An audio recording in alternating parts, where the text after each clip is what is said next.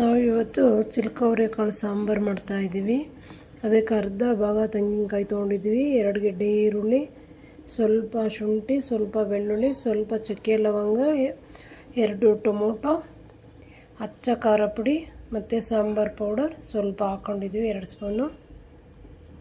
ಇವಾಗ ಇದನ್ನು ಮಿಕ್ಸಿ ಮಾಡ್ಕೋತೀವಿ.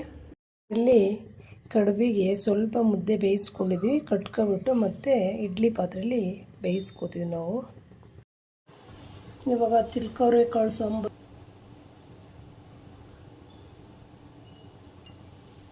ಇವಾಗ ಸಣ್ಣ ಕಟ್ ಮಾಡಿಟ್ಟಿರೋದು ಸ್ವಲ್ಪ ಒಂದು ಅರ್ಧ ಈರುಳ್ಳಿ ಹಾಕೋತೀನಿ, ಸ್ವಲ್ಪ ಕರ್ಬೇವಿನ ಸೊಪ್ಪು ಹಾಕೋತೀನಿ. ಸ್ವಲ್ಪ ಈರುಳ್ಳಿ ಫ್ರೈ ಆಗಿರೋದಕ್ಕೆ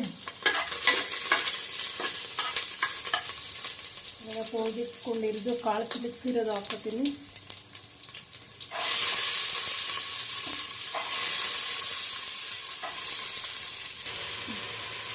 ಸ್ವಲ್ಪ ಅರಿಶಿನ ಹಾಕೋತೀನಿ.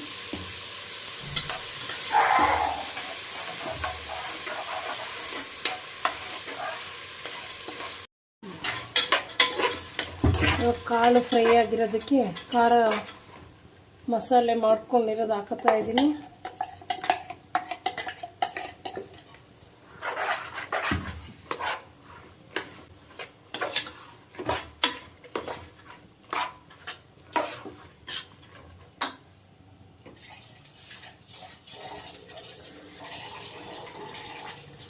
ಎಷ್ಟು ಬೇಕಷ್ಟು ನೀರು ಹಾಕೊಂಡಿದ್ದೀನಿ.